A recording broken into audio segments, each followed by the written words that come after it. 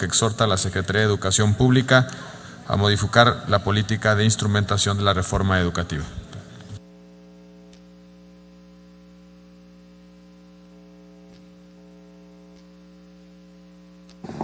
Muchas gracias, senador presidente. Con el permiso de todas y de todos, ¿qué está pasando en Chiapas? Mis paisanos viven hoy horas de intranquilidad, de molestia, y se sienten poco seguros de salir a las calles sin saber si ese día o el día de hoy, como está ocurriendo en este momento, hay algún bloqueo, alguna manifestación, sin saber si podrán ejercer un derecho fundamental como lo es el libre tránsito. En la lectura que se hace desde acá, desde la Ciudad de México, desde los medios de comunicación, quizá incluso desde el Senado, la culpa, la responsabilidad de lo que está pasando en Chiapas, pero también en Michoacán, pero también en Oaxaca, pero también en Guerrero, la culpa es de los maestros. Y eso es completamente falso. Lo que está ocurriendo en mi estado es una mezcla explosiva, generalizada, que incluso ha llegado en algunos momentos a la violencia. En Chiapas se están protestando los ciudadanos de Tuxtla por el desaseo electoral, por la privatización del agua potable, incluso hasta por la instalación de topes en vías rápidas. En Chiapas se están protestando los policías pidiendo mejores salarios y condiciones mínimas para realizar su trabajo. En Chiapas protestan mujeres y niñas preocupadas por una ola de feminicidios que tienen a Chiapas en el segundo lugar nacional. En Chiapas protestan los médicos y las enfermeras por falta de insumos básicos para hacer su trabajo con dignidad. En Chiapas protestan los bomberos ante la carencia de condiciones de seguridad.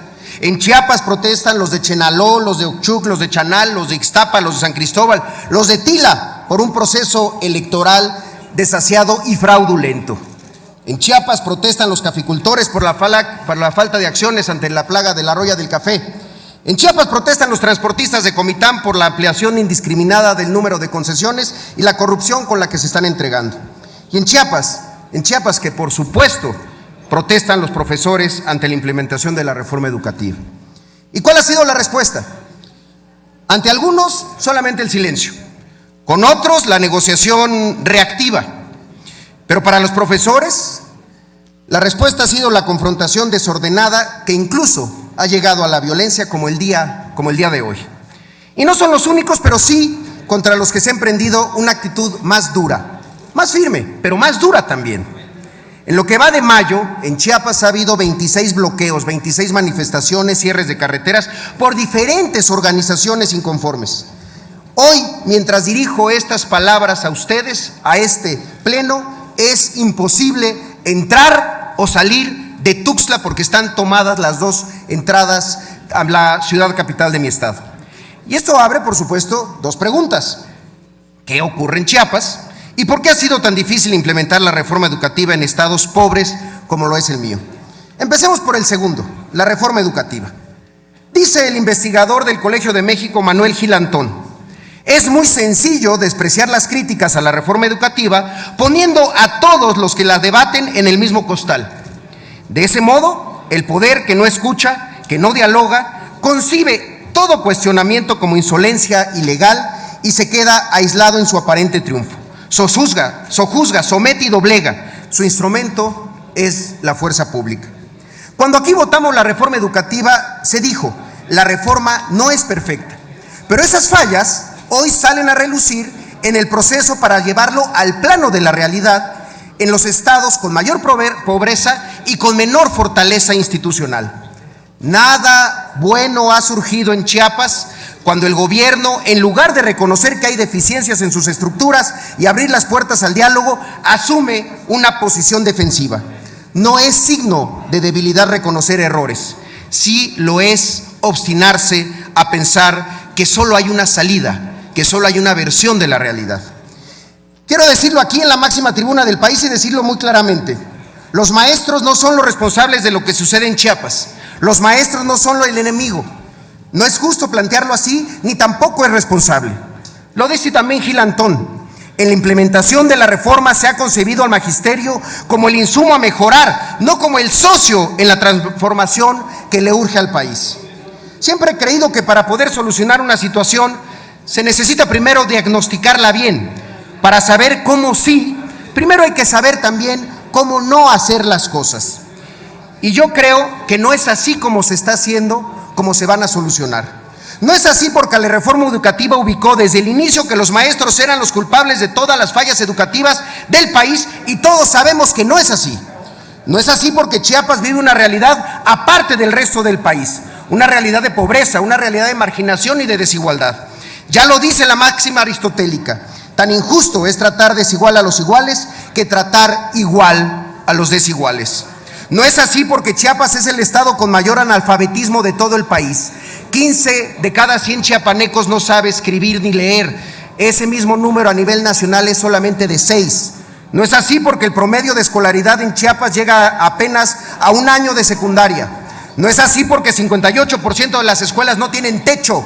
No es así porque 33% de las escuelas no tienen baño. No es así porque 56% de las escuelas en mi estado no tienen agua. No es así porque 27% de las escuelas chiapanecas no tienen electricidad.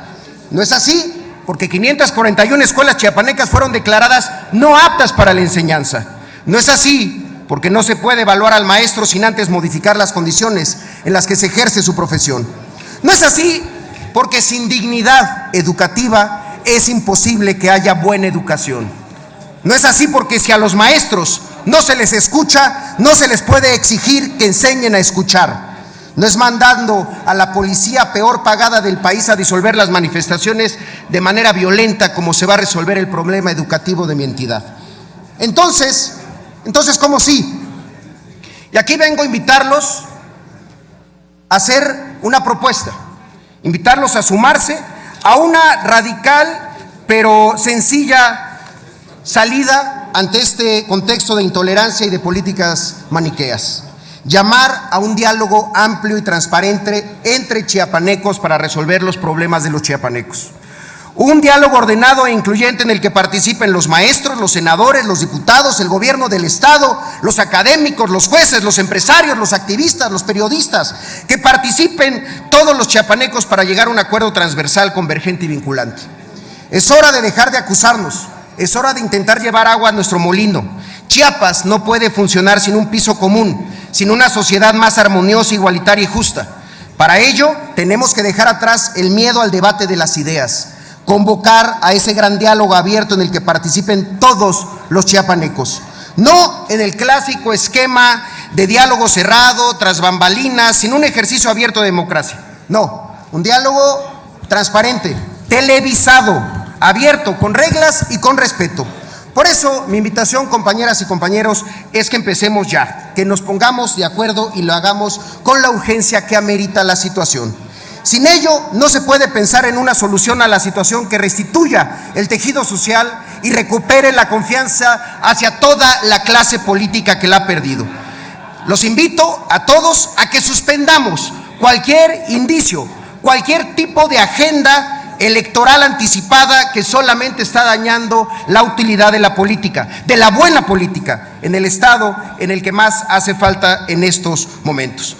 Por eso, senadoras y senadores, creo que es la hora de demostrar que la lealtad de los políticos, de todos, es a nuestros representantes y a nuestros estados, no a un partido, no a un gobierno.